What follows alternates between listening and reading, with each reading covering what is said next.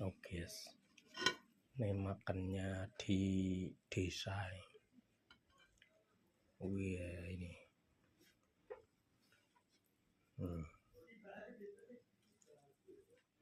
Ini guys. Pakai urap. Wah, pakai urap mantul nih guys. Kayak gini. Ini di apa namanya ini? Makan pakai urap. Ini ada daun bayam, daun kacang, toge, kol. Itu namanya apa di tempatmu?